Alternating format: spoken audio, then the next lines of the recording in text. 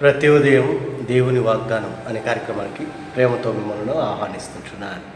ఈ ఉదయకాల సమయంలో దేవుడు మన కొరకు ఏర్పాటు చేసినటువంటి వాక్యభాగము ద్వితీయోపదేశ కాండము 11వ అధ్యాయము మొదటి వచనాన్ని ధ్యానించుకుందాం.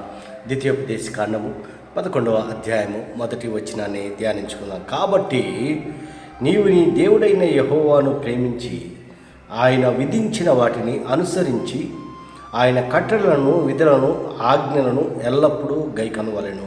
క్రీస్తునందు ప్రియమైన దేవుని బిడ్డలారా, ఈ ఉదయకాల సమయంలో పరిశుద్ధాత్మ దేవుడు మనకిస్తున్నటువంటి వాగ్దానము, కాబట్టి నీ దేవుడైన యెహోవాను ప్రేమించి ఆయన విధించిన వాటిని అనుసరించి ఆయన కట్టడలను, ఆయన విధులను, ఆజ్ఞలను ఎల్లప్పుడూ గైకొనవలెను. ఈ యొక్క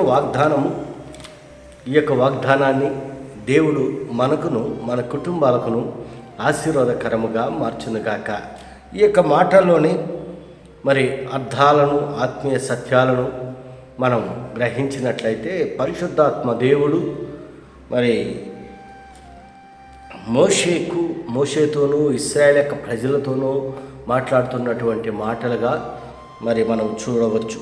మరి ఆయన చేసినటువంటి కార్యాలను బట్టి, ఆయన మనకు ఇచ్చినటువంటి ఆజ్ఞను బట్టి, విధులను బట్టి వాటి చిత్తానుసారముగా ప్రవర్తించాలని, వాటి చిత్తానుసారముగా జీవించాలని దేవుడు ఇశ్రాయేలు ప్రజలకి ఒక ఆజ్ఞను ఇస్తూ ఉంటున్నాడు.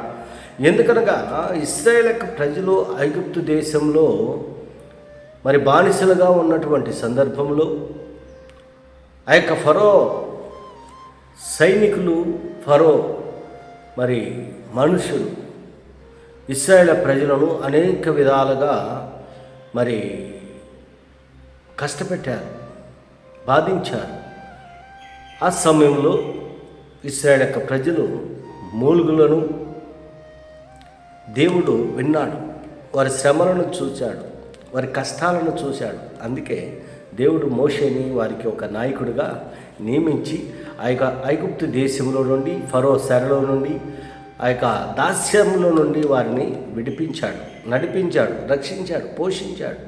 అనేక విధాలుగా వారిని దీవించి వారికి కొన్ని కట్టడలను, నియమములను, నిబంధనలను మరి దేవుడు వారికి అనుగ్రహించాడు. వాటిని బట్టి దేవుడు మరొకసారి వారిని హెచ్చరిక చేస్తూ ఉంటున్నాడు. అందుకే నీ దేవుడైన యెహోవాను ప్రేమించి ఆయన విధించిన వాటిని అనుసరించి ఆయన కట్టడలను, విధులను, ఆ ఆజ్ఞలను ఎల్లప్పుడూ గైకొనవలను.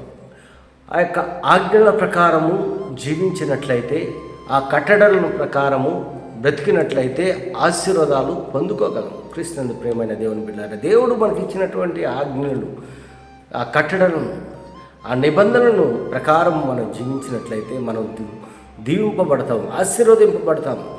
దేవుణ్ణి మరి ప్రేమించేటువంటి వారిగా, ఆయన ఇచ్చినటువంటి ఆజ్ఞలను అనుసరించి నడుచుకునేటువంటి వారిగా, ఆయన కట్టడల ప్రకారం జీవించేటువంటి వారిగా ఉన్నప్పుడు మనము ఆశీర్వదింపబడతాము. అంత మాత్రమే కాదు, యెహోవా చేసిన గొప్ప కార్యమంతయు మీ కనులే చూచినవి కదా.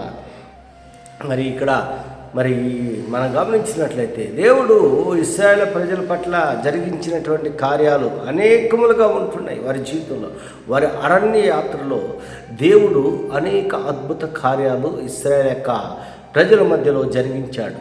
వారి ఆహారాన్ని కావాలన్నప్పుడు పూరేళ్ళ మాంసంతో వారిని మరి పోషించాడు. మరి బండను కొట్టినప్పుడు మధురమైనటువంటి జలాన్ని వారికి ఇచ్చాడు. వాళ్ళు 40 సంవత్సరములు అరణ్య యాత్రలో వారు వేసుకున్నటువంటి బట్టలు చినిగిపోలేదు, వారికి వేసుకున్నటువంటి చెప్పులు మరి సన్నగిల్లలేదు, అది తెగిపోలేదు. మరి అలాంటి అద్భుతమైనటువంటి కార్యాలు ఎర్ర సముద్రము 2 పాయలు చేసి ఆరిన నేలపైన దేవుడు వారిని నడిపించాడు. ఎంత అద్భుతమైనటువంటి కార్యాలు జరిగించాడు. అయినా వారు లోబడినటువంటి ప్రజలుగా ఉంటున్నారు.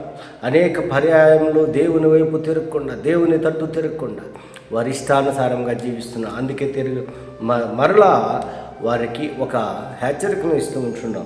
యెహోవాను ప్రేమించి ఆయన విధించిన వాటిని అనుసరించి ఆయన కట్టడలను, విధులను, ఆజ్ఞలను ఎల్లప్పుడూ గైకోరు. ఎల్లప్పుడూ ఒక్కరోజు కాదు, 2 రోజులు కాదు, ఎల్లప్పుడూ బ్రతికినంత కాలము ఆయన ఆజ్ఞ ప్రకారం, ఆయన చిత్తానుసారంగా బ్రతికినప్పుడు, జీవించినప్పుడు ఆశీర్వాదాలు పొందుకోగలమని ఈ యొక్క కొద్ది మాటల ద్వారా నేను హెచ్చరిక చేస్తుంటాను. దేవుడి యొక్క మాటలను మరెక్కువగా మీకును మీ కుటుంబాలకును ఆశీర్వాదకరంగా వచ్చిన గాక. ఆమేన్.